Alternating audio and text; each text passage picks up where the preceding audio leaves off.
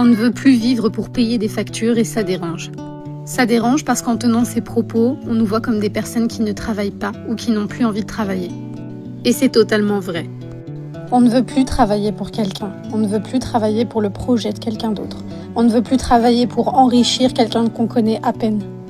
On ne veut plus vivre en pensant qu'il faut cotiser pour notre retraite qui sera dans 30 ans, voire 40 ans au vu de ce qui se passe, tout en sachant que c'est même pas sûr qu'on puisse la toucher. On ne veut plus travailler pour subir le rythme métro, boulot, dodo, se lever à 6 heures, rentrer à 20 heures, voir nos enfants à peine 30 minutes par jour, être trop épuisé les week-ends pour faire quoi que ce soit avec eux. Et tout ça pourquoi ? Pour une poignée d'argent qu'on ne peut même pas utiliser pour profiter. On a décidé que notre vie ne se résumait pas simplement à payer des factures, payer des taxes, payer des cotisations, et qu'au final, tout le fruit de notre travail, à la fin, il ne reste plus rien.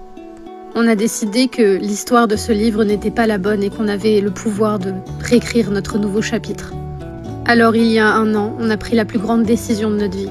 On a décidé de tout quitter, d'acheter une caravane, de la rénover, de partir de la France à l'aventure pour trouver notre terrain qui sera notre lieu de vie, où on pourra construire notre rêve et enfin écrire le chapitre de l'histoire qui nous ressemble.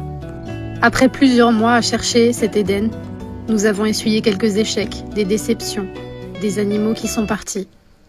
Et même lorsque l'on avait trouvé un endroit où on pensait enfin pouvoir se poser et construire quelque chose, on nous a demandé de partir pour une raison qui n'est même pas de notre faute. Et là, on a vraiment cru qu'on allait tout abandonner. On a cru que c'était terminé et qu'on ne pourrait pas réussir à faire ce qu'on voulait.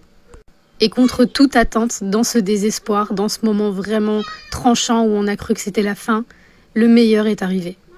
On a trouvé notre terrain, notre Éden, et sans banque et sans économie, comme on voulait le faire. Et dans le tome 2 de cette saga, je vous rassure, il y a énormément de travail. C'est juste que cette fois-ci, ça sera pour nous.